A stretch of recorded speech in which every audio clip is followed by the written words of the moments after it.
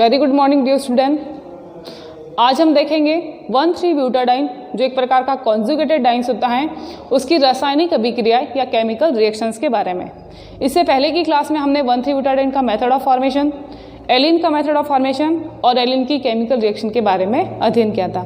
आज देखते हैं 1,3-ब्यूटाडाइन की कुछ रासायनिक अभिक्रियाएं जिसके अंतर्गत आएगी केमिकल रिएक्शन ऑफ 1,3-ब्यूटाडाइन्स।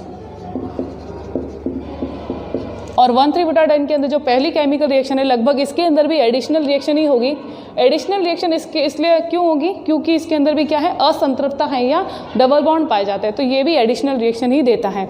जैसा कि हमने एलिन्स के अंदर पढ़ा था, एज इट इज़ आपको इसके अंदर भी पढ़ना है, बिल्कुल सिस्टमेटिक आपको समझ में आएगा। सबसे पहले लेते हैं एडिशन ऑफ हाइड्रोजन, जिसे मैं क्या कहती हूँ, हाइड्रोजिनेशन। एडिशन ऑफ हाइड्रोजन या हाइड्रोजिनेशन कहा जाता है। क्या ऐड होगा? हाइड्रोजन ऐड होगा। जैसे कि मान लो ये है आपका 1,3-ब्यूटाडाइन। इस 1,3-ब्यूटाडाइन के अंदर हाइड्रोजन का एडिशन कराते हैं निकल, पैलेडियम या प्लेटिनम धातु उत्प्रेरकों की उपस्थिति में। तो हाइड्रोजन कहाँ जुड़ेगा? यहाँ और यहाँ पे जरूरत है तो पहले यहाँ जुड़ेगा, उसके बाद यहाँ और यहाँ पे जुड़ेगा।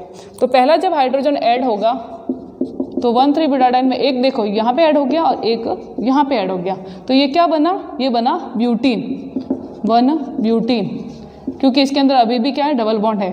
1-ब्यूटीन का फिर आप हाइड्रोजिनेशन करवाओ तो क्या होगा, यहाँ और यहाँ पे हाइड्रोजन की जरूरत है, यहाँ पे भी अब जुड़ जाएगा। ये बन गया CH3, 1 का हो गया 2, फिर CH2 और CH3, क्या बना? ब्यूटेन, N-ब्यूटेन, एक प्रकार का एल्केन बन गया। तो इस प्रकार से 1,3-ब्यूटाडाइन जो एक प्रकार की डाइन है उसका हम हाइड्रोजिनेशन कराएंगे, रिडक्शन कराएंगे, तो 1-ब्यूटीन और उसके बाद में N-ब्यूटेन एक एल्कीन बनती है, उसके बाद में वापस जाके एल्केन बना देता है। एक प्रकार से इसका रिडक्शन हो जाता है। तो ये है एडिशन ऑफ हाइड्रोजन। इसी तरह से दूसरा आता है एडिशन ऑफ हेलोजन। जैसे कि क्लोरीन जुड़ेगा तो क्लोरीनेशन, ब्रोमीन जुड़ेगा तो ब्रोमिनेशन, हेलोजन जुड़ता है तो उसे हम कहते हैं हेलोजिनेशन। तो हेलोजन भी सेम जोड़ना है, जैसे ये रिएक्शन जोड़ी है हमने, इसी तरह से हेलोजन का एडिशन होगा। कहाँ जुड़ेगा? एक यहाँ, एक यहाँ, अगली स्थिति में एक यहाँ और एक यहाँ। एडिशन क्यों होता है? एडिशन इसलिए होता है क्योंकि इसके अंदर असंतृप्तता है, और जहाँ जहाँ असंतृप्तता है वहाँ पर एडिशन होता है। तो ये डबल बॉन्ड टूटता है, दो नए बंध बनेंगे और ये क्लोरो क्लोरो जुड़ गया, 1,2-डाइक्लोरो, क्या बन जाएगा? 1,2-डाइक्लोरो ब्यूटीन। उसके बाद में फिर अगर इसके साथ हेलोजन के साथ अभिक्रिया करेंगे तो दूसरी बार में इस कार्बन और इस कार्बन पर, पहले और दूसरे कार्बन पर हेलोजन जुड़ेगा। तो ये पहले जुड़ा हुआ था, अब पहले और दूसरे कार्बन पर हो गया, तो क्या नाम हो गया? 1,2,3,4 ट्राई टेट्राक्लोरो ब्यूटेन का निर्माण होता है। इस प्रकार से एक टेट्राक्लोरो कंपाउंड का निर्माण हो जाएगा। ठीक है, ये है आपके एडिशन ऑफ हेलोजन। थर्ड आता है वेरी इंपॉर्टेंट, जिसे हम कहते हैं हाइड्रोहेलोजिनेशन। और हाइड्रोहेलोजिनेशन आपके 1,3-ब्यूटाडाइन के अंदर इंपॉर्टेंट रिएक्शन है, सबसे इंपॉर्टेंट है इसके अंदर, इसको हम डिटेल में पढ़ेंगे। एडिशन ऑफ हाइड्रोहेलोजिनेशन, जिसके अंतर्गत 1,3-ब्यूटाडाइन के अंदर 1,2 एडिशन एंड 1,4 एडिशन होता है। ये 1,2 एडिशन और 1,4 एडिशन क्या होता है? 1,2-1,4 प्रोडक्ट बनता है, वो क्या होता है, क्यों बनता है, इसके बारे में देखते हैं। तो जैसे कि ये ब्यूटाडाइन है, इस ब्यूटाडाइन के ऊपर जब हाइड्रोजन हैलाइड का योग कराया जाता है, X का मतलब है कि कोई भी हेलोजन हो सकता है, इसका जब आप योग कराओगे तो ये या तो 1,2 में जुड़ेगा या 1,4 में जुड़ेगा। 1,2 में जुड़ेगा मतलब पहली और दूसरी पोजीशन पर, 1,4 मतलब पहली और चौथी पोजीशन पर जुड़ता है। तो ये दो प्रकार के प्रोडक्ट बनाता है। जैसे कि देखो मैं कह रही हूँ 1,2 में मतलब पहला और दूसरा में जुड़ेगा, CH2 डबल बॉन्ड CH, ये CH3 हो गया, यहाँ पे Cl जुड़ गया।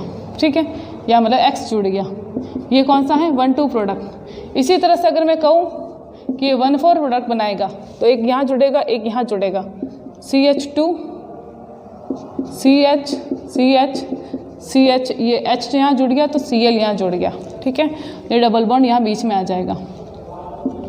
ये क्या बन गया? ये क्या होता है? 1,4 प्रोडक्ट। अब ये इस तरह के प्रोडक्ट क्यों बनते हैं, इसके पीछे कारण क्या है, तो हम इसका रीज़न देखते हैं, इसकी एक मैकेनिज्म देखते हैं, जिसके अंतर्गत देखो जब भी हम 1,3-ब्यूटाडाइन के अंदर हाइड्रोजन हैलाइड का एडिशन कराएंगे, हमें पता है मार्कोनिक के नियम के अनुसार क्या होगा, मार्कोनिक के नियम के अनुसार एक माइनस भाग एक प्लस भाग है, तो प्लस वाला भाग पहले जुड़ता है, प्लस वाला भाग पहले जुड़ेगा। किस प्रकार की रिएक्शन होगी, इलेक्ट्रॉन्स नहीं एडिशन रिएक्शन होगी, तो इलेक्ट्रॉन्स नहीं पहले जुड़ता है। ये जब H+ जुड़ेगा यहाँ पे 1 पोजीशन पर, नंबर 1 पर, तो किस तरह से जुड़ता है, देखो CH2 double bond CH CH CH2। अब जैसे ही हाइड्रोजन जुड़ा यहाँ पे क्या आ गया, प्लस आ गया, यहाँ पे जुड़ा, नंबर 1 पे जुड़ा, हाइड्रोजन का ऐड कहाँ हुआ, नंबर 1 पे हाइड्रोजन का एडिशन हुआ।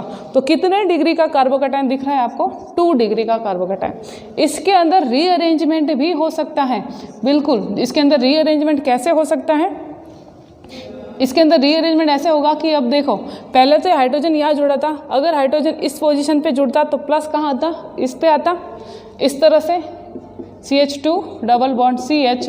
अब हाइड्रोजन में हाइड्रोजन इसको 2 पोजीशन पे जोड़ दूँ तो ये हो जाएगा CH2 और ये हो जाएगा CH2+, इस तरह की कंडीशन बन जाएगी। और ये कितने डिग्री का है, ये 1 डिग्री का कार्बोकैटायन है।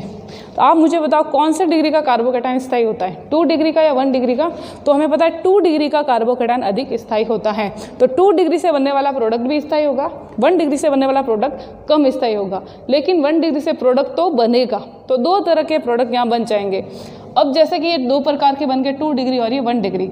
अब इनमें आप हैलोजन का योग करवाओ, दोनों में हैलोजन का हमें क्या करवाना है, योग करवाना है। अब इसके अंदर एक और चीज़ हो सकती है, जैसे देखो ये 2 डिग्री का बन गया आपके हैलोजन, ठीक है, यहाँ पे 2 डिग्री का। अब यहाँ पे क्या होगा, ये हाइड्रोजन यहाँ पे जोड़ा था, ये 1 डिग्री का है। आप इसको इस तरह से समझ सकते हैं, ये जो डबल बॉन्ड है ये यहाँ पे शिफ्ट हो जाएगा, कहाँ पे, देखो अगर इसमें डबल बॉन्ड भी है प्लस भी है, इट्स मीन उसमें के अंदर क्या होगा, रीअरेंजमेंट होगा, पुनर्विन्यास होगा। और पुनर्विन्यास होना तो कार्बोकैटायन का गुण होता है। तो ये डबल बॉन्ड क्या करेगा, ये आपके हाइड्रोजन का ये डबल बॉन्ड आ जाएगा यहाँ पे, तो यहाँ पे डबल बॉन्ड आ जाएगा तो धनात्मक आवेश कहाँ आएगा, यहाँ पे आ जाएगा। तो आप इसको इस तरह से देख सकते हैं, जैसे कि एक के अंदर तो प्लस यहाँ जुड़ा और दूसरा जो है CH2 double bond CH CH double bond CH2। पहले के अंदर तो प्लस यहाँ पे जुड़ा था, ये मैंने CH3 लिख दिया और यहाँ पे प्लस लिख दिया। अब इसी के अंदर रीअरेंजमेंट करवाना है, इसी के अंदर रीअरेंजमेंट कराऊंगी तो ये डबल बॉन्ड यहाँ आ जाएगा और ये बनेगा CH2 CH double bond CH CH3+, ठीक है। ये कितना बन गया, ये 1 डिग्री का कार्बोकैटायन बन गया। तो इस तरह से 1 डिग्री का कार्बोकैटायन बनता है। तो ये 1 डिग्री 2 डिग्री। अब इन पर अपन हैलोजन का ऐड कराते हैं, हैलोजन का एडिशन करवाओ। तो इसमें हैलोजन कहाँ जाएगा, double bond CH CH CH3। Halogen गया 2 नंबर पर और हाइड्रोजन गया था 1 नंबर पर, तो प्रोडक्ट कौन सा हो गया, 1-2 प्रोडक्ट। समझ में आ रहा है, हाइड्रोजन कहाँ गया था 1 पे, तब 2 डिग्री का कार्बोकैटायन बना और इस कार्बोकैटायन के प्लस पर धनावेश पर हैलोजन जुड़ा 2 नंबर पर, तो प्रोडक्ट 1-2 प्रोडक्ट। अब इसी के अंदर रीअरेंजमेंट होता है, ये खुद ही रीअरेंजमेंट करेगा, डबल बॉन्ड यहाँ आएगा तो प्लस चला गया वहाँ पे, नंबर कौन सी है इसकी, नंबर 4 पे। तो देखो हाइड्रोजन कहाँ जुड़ा था 1 पे, अब प्लस चार्ज कहाँ आ गया, नंबर 4 पे, और कैसे डिग्री का है, 1 डिग्री का है। तो हैलोजन कौन से नंबर पे जुड़ेगा, 4th पे जुड़ेगा। तो ये 4th पे जुड़ गया, तो हैलोजन जुड़ गया नंबर 4th पे। तो प्रोडक्ट कौन सा हो गया, 1 और 4, तो इसका नाम हो जाएगा 1-4 प्रोडक्ट। इस तरह से 2 प्रकार के प्रोडक्ट बनेंगे, एक बनेगा 1-2 प्रोडक्ट, एक बनेगा 1-4 प्रोडक्ट। दोनों प्रोडक्ट जो हैं उसके अंदर सबसे ज़्यादा स्थायी कौन होगा, 2 डिग्री वाला 1-2 प्रोडक्ट। 1-4 प्रोडक्ट कम स्थायी होता है इसके अंदर। लेकिन इसके अंदर ये भी ध्यान रखना है कि 1-2 प्रोडक्ट और 1-4 प्रोडक्ट दोनों प्रोडक्ट बनते जरूर है, ठीक है, जरूर है। 1-2 भी बनेगा और 1-4 भी बनेगा। अब 1-2 जो प्रोडक्ट बनता है उसे हम कहते हैं काइनेटिकली प्रोडक्ट, काइनेटिकली प्रोडक्ट। और 1-4 जो बनता है उसे हम कहते हैं थर्मोडायनेमिकली प्रोडक्ट, थर्मोडायनेमिकली प्रोडक्ट। या फिर जो 1-2 बना वो कहते हैं गतिकी उत्पाद, और 1-4 बना उसे हम कहते हैं ऊष्मा गतिकी उत्पाद। ये दोनों नाम अलग अलग हमने दिए हैं। अब कारण ये है कि दोनों नाम अलग अलग क्यों दिए, तो उसके लिए आप देखो एक एनर्जी प्रोफाइल्स, ये एक एनर्जी प्रोफाइल है, यहाँ पे इसकी एनर्जी है, यहाँ पे प्रोग्रेस ऑफ रिएक्शन है। एक ये आपको कर्व दिख रहा है और एक ये कर्व दिख रहा है। इधर भी क्या हो रहा है, इधर जो है जो प्रोडक्ट बन रहा है वो है 1-2 प्रोडक्ट और ये ऊपर वाला है 1-4 प्रोडक्ट। दो तरह के प्रोडक्ट है। और इधर क्या होगा, इधर आपके रिएक्टेंट होगा 1,3 ब्यूटाडाइन होगा और 1,3 ब्यूटाडाइन पे कौन जुड़ेगा, हाइड्रोजन हैलाइड ऐड होता है। ये क्या कहलाते हैं, एनर्जी बैरियर्स कहलाते हैं। और एनर्जी बैरियर्स और रिएक्टेंट के बीच का एनर्जी गैप क्या कहलाता है, मैंने आपको पहले भी बताया, एक्टिवेशन एनर्जी। ये क्या है, एक्टिवेशन एनर्जी। और आप मुझे बताओ, अगर एक्टिवेशन एनर्जी ज़्यादा है तो रिएक्शन कैसी होगी, धीमी गति से होगी। और रिएक्शन धीमी गति से होगी। और अगर एक्टिवेशन एनर्जी कम है तो रिएक्शन कैसे होगी, फास्ट होगी। तो रिएक्शन फास्ट होगी या रिएक्शन की गति कैसी होगी, ये कौन डिसाइड करता है, ये काइनेटिक या बल गति की जो पढ़ते हैं अपन, वह डिसाइड करता है। तो विज्ञान की या रसायन की शाखा काइनेटिक एनर्जी या काइनेटिक कहते हैं जिसको, केमिकल काइनेटिक या गति की, जिसके अंदर ये होता है कि कोई भी अभिक्रिया जो है वो कितनी रेट से, कितनी स्पीड से, किस गति से हो रही है, तो गति के बारे में आइडिया देता है। तो जो 1,2 प्रोडक्ट बनता है, उस 1,2 प्रोडक्ट के अंदर आप देखो इंटरमीडिएट कौन होता है, कार्बोकेटाइन बनता है। और कार्बोकेटाइन एक तो है कि वो स्थायी होता है, स्थायी होने की वजह से रिएक्शन क्या होगी, फास्ट होगी। रिएक्शन फास्ट होगी तो फास्ट उत्पाद बनेगा, मतलब जल्दी से उत्पाद बन जाएगा। इसलिए बनने वाला उत्पाद जो है वो काइनेटिक के रूल को फॉलो करता है, इसलिए काइनेटिकली उत्पाद। दूसरा कारण ये भी है कि 1,2 जो प्रोडक्ट बनता है उसके अंदर एक्टिवेशन एनर्जी का जो मान है वो भी कम होता है। और एक्टिवेशन एनर्जी का मान कम होने की वजह से वो इजीली एनर्जी बैरियर को पार करेगा, मतलब फास्ट एनर्जी बैरियर को पार करके उत्पाद बना देगा। इसलिए 1,2 प्रोडक्ट को हम क्या कहते हैं, काइनेटिकली या बल गति की उत्पाद कहा जाता है। फिर सवाल आता है 1,4 को थर्मोडायनेमिकली क्यों कहा जाता है। 1,4 को थर्मोडायनेमिकली इसलिए कहा जाता है क्योंकि आप देखो इसकी एक्टिवेशन एनर्जी देखो, इसकी तुलना में इसकी एक्टिवेशन एनर्जी क्या है, ज़्यादा है। तो एक्टिवेशन एनर्जी ज़्यादा होने की वजह से ये क्या करेगा, धीरे धीरे एनर्जी बैरियर को पार करके प्रोडक्ट बनाएगा। तो अभिक्रिया की रेट कैसी हो जाएगी, धीमी हो जाएगी, धीमी गति से उत्पाद करेगा और धीमी गति से उत्पाद का निर्माण करेगा। लेकिन उत्पाद का निर्माण तो करेगा, इसका मतलब ये है कि इसमें जो है अगर थर्मोडायनेमिकली देखा जाए तो दो प्रकार के उत्पाद होते हैं, स्थायी और अस्थायी। अस्थायी उत्पाद और स्थायी उत्पाद। तो अगर कह सकते हैं कि स्थायी उत्पाद वह होगा जो कह सकते हैं कि स्टेबल रहता है, ठीक है, या वो टूटता नहीं है जल्दी। और अस्थायी जो इजीली ब्रेक हो जाएगा, ठीक है, इजीली उसके अंदर चेंजेस हो जाएंगे। तो यहाँ पे 1,4 प्रोडक्ट जो बनता है वो 1,2 की तुलना में तो कम स्थायी है, लेकिन अगर ऊष्मा गति की रूप से देखा जाए तो स्थायी उत्पाद होता है। तो थर्मोडायनेमिकली स्टेबल है, इस वजह से उसका नाम क्या है, 1,4 प्रोडक्ट का नाम है थर्मोडायनेमिकली प्रोडक्ट। और 1,2 प्रोडक्ट जो है वो गति की रूप से स्थायी है, इसलिए इसका नाम है 1,2 प्रोडक्ट या काइनेटिकली प्रोडक्ट कहा जाता है। तो ये रिएक्शन आपके बहुत ही इंपॉर्टेंट है, 1,3 ब्यूटाडाइन के एग्जाम में भी आती है कि 1,3 ब्यूटाडाइन के अंदर 1,2 1,4 प्रोडक्ट क्या है, 1,2 1,4 एडिशन क्या होगा। तो आपको समझ में आ गया कि जब भी H+ पहले जुड़ेगा 1,3 ब्यूटाडाइन पर तो एक कार्बोकेटाइन बनेगा 2 डिग्री का, उसके अंदर रीअरेंजमेंट होगा तो 1 डिग्री का बनेगा। दोनों से दो तरह के प्रोडक्ट बनेंगे, एक 1,2 और एक 1,4। 1,2 काइनेटिकली प्रोडक्ट और 1,4 थर्मोडायनेमिकली प्रोडक्ट कहलाता है। क्लियर, इंपॉर्टेंट है, ध्यान में रखना। इससे रिलेटेड जो अगली रिएक्शन आती है आपकी, इसकी एक अगली रिएक्शन जिसका नाम है बहुलीकरण, वो भी इंपॉर्टेंट रिएक्शन है, नाम से आती है। 1,3 ब्यूटाडाइन की बहुलीकरण की अभिक्रिया क्या है।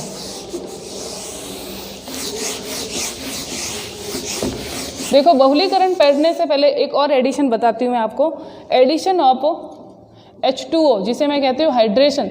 तो क्या हाइड्रेशन भी इसी तरह से होगा 1,2 1,4? बिल्कुल। देखो HX में क्या लिया था, H+ और X जो है वो उसका नेगेटिव पार्ट, इसी तरह से H2O में H+ पॉजिटिव पार्ट और OH नेगेटिव पार्ट हो जाएगा।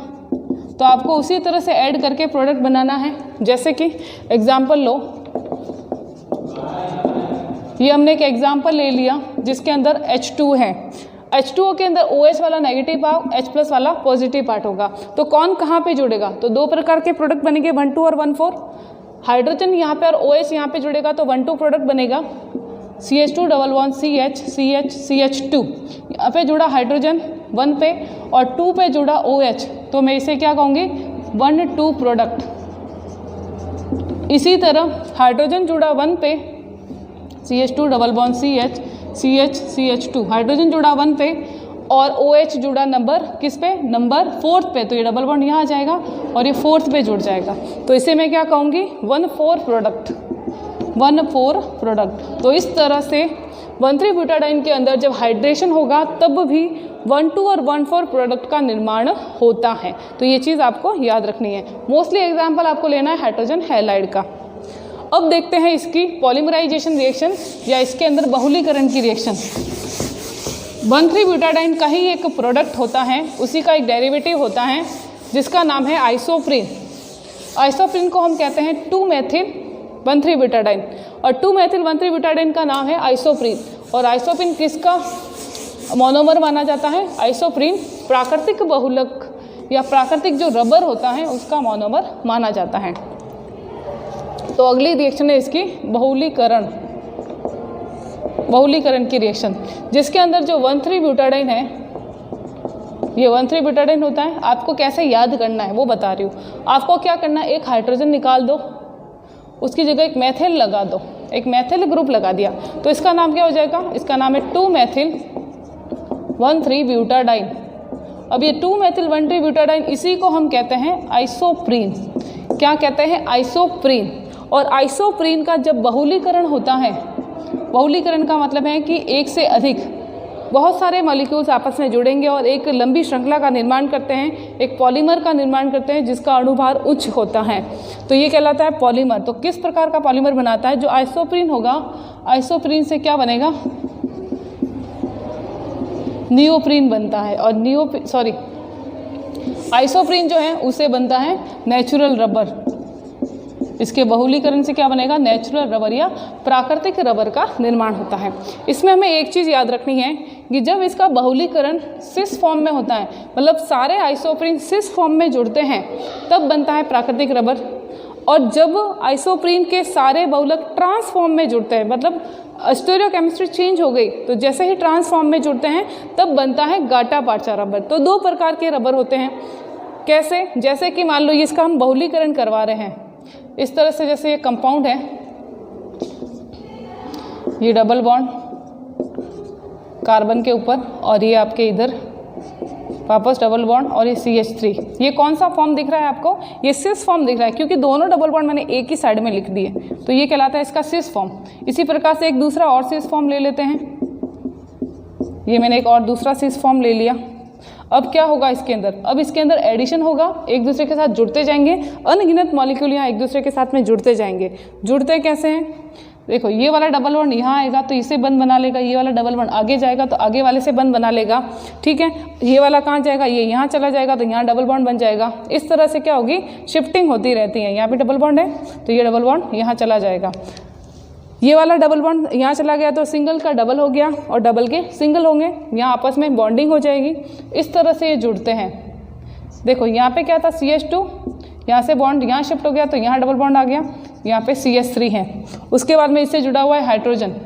यहाँ पे क्या था? CH2 डबल बॉन्ड था, ये बॉन्ड शिफ्ट होकर कहाँ जा रहा है? इस कार्बन पे, मतलब आगे ये इस कार्बन पे जाके जुड़ गया और ये जुड़ा हुआ है हाइड्रोजन से, सिंगल बॉन्ड का हो गया डबल बॉन्ड, ये वापस CH2, यहाँ पे HCH3, ये आगे जाके और किसी से जुड़ेगा। इस प्रकार से इनका क्या हो रहा है? बहुलीकरण हो रहा है। और बहुलीकरण के अंदर आइसोप्रीन का कौन सा फॉर्म भाग ले रहा है? सिस फॉर्म भाग ले रहा है। इसलिए ये जो रबर बनेगा उसको हम कहेंगे प्राकृतिक रबर। नाम क्या आएगा? प्राकृतिक रबर। अब इसी जगह हम क्या करें? इसका ट्रांसफॉर्म ले लें। क्या करेंगे? ट्रांसफॉर्म लेते हैं तो क्या बनता है? ट्रांसफॉर्म लेंगे तब भी रबर बनेगा जिसका नाम होगा गाटा पार्चा रबर। उसका नाम क्या होगा? गाटा पार्चा रबर। ट्रांसफॉर्म कैसे? जैसे कि ये CH2 है, H है, ये CH3 है और ये CH2 मैंने यहाँ लिख दिया डबल बॉन्ड। कैसा दिख रहा है? ट्रांस में दिख रहा है आपको, तो ये मैंने ले लिया आइसोप्रीन का ट्रांसफॉर्म। इसी प्रकार से एक दूसरी और ले लेते हैं।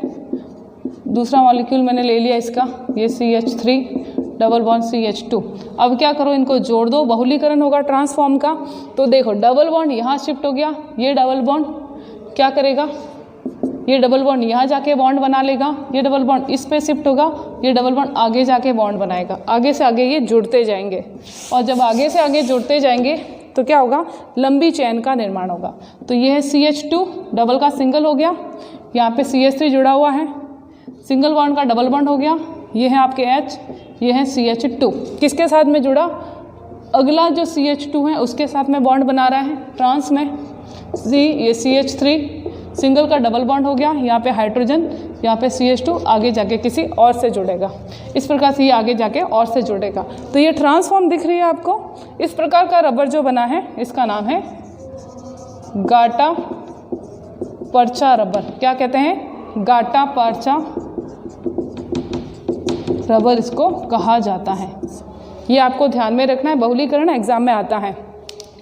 ये तो मैंने इसका एक बहुलक बनाया है जो है प्राकृतिक रबर, ठीक है, आइसोप्रीन से। अब इसका एक और मोनोमर है जिसका नाम है क्लोरोप्रीन, और उससे नियोप्रीन बनता है जिसे हम कहते हैं संश्लेषित रबर। तो उसको भी देख लेते हैं, संश्लेषित रबर क्या होता है।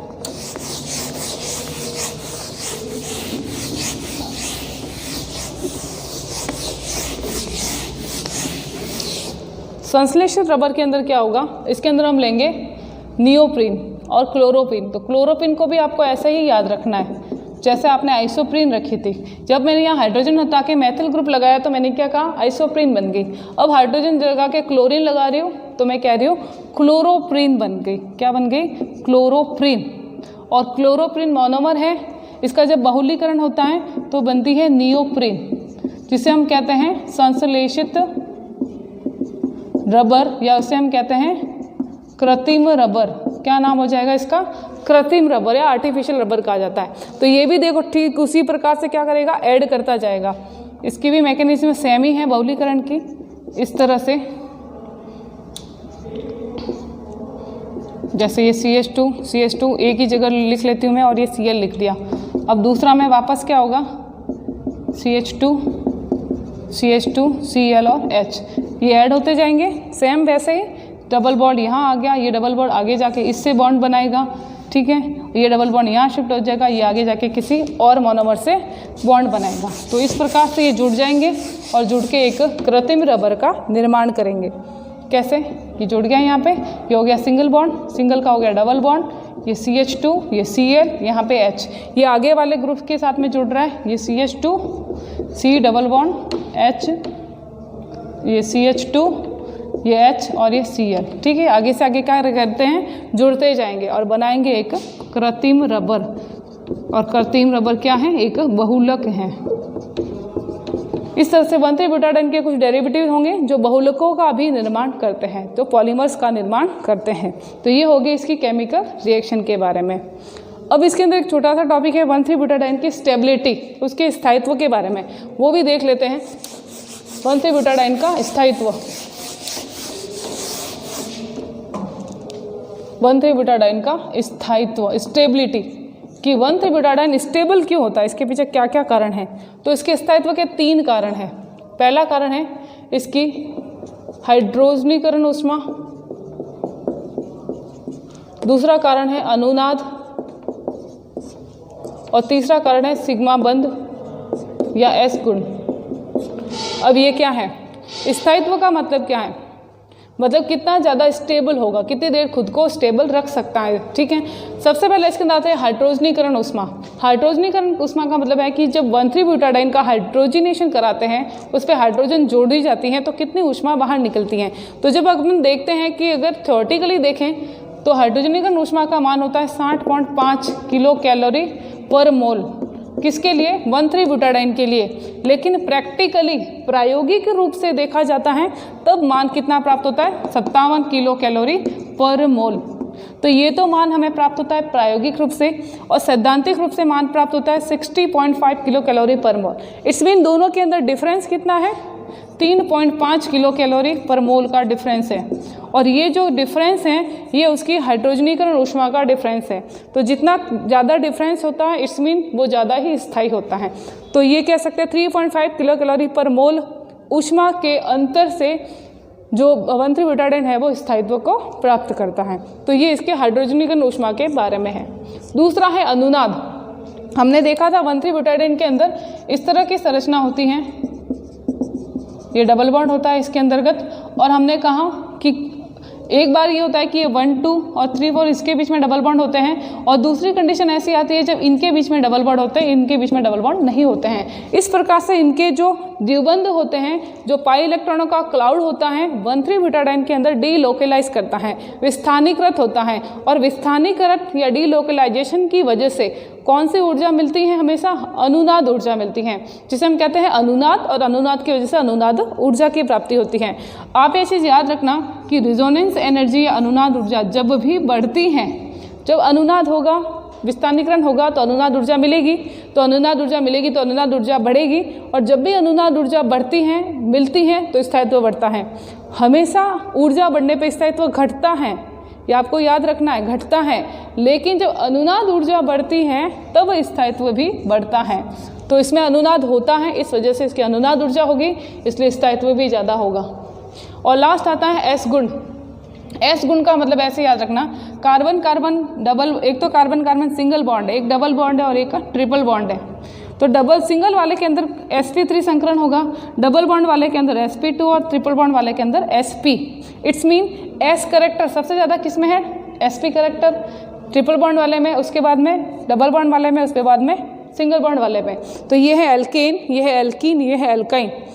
तो ये जो एल्कीन है 1,3-ब्यूटाडाइन एक प्रकार का एल्कीन ही है। तो एल्कीन के अंदर एल्केन की तुलना में या 1,3-ब्यूटाडाइन में एल्केन की तुलना में s करेक्टर अधिक होते हैं, और s करेक्टर अधिक होगा तो बंध के इलेक्ट्रॉनों को मजबूती से बांधे रखता है। बंध छोटे होते हैं, मजबूत होते हैं, प्रबल होते हैं।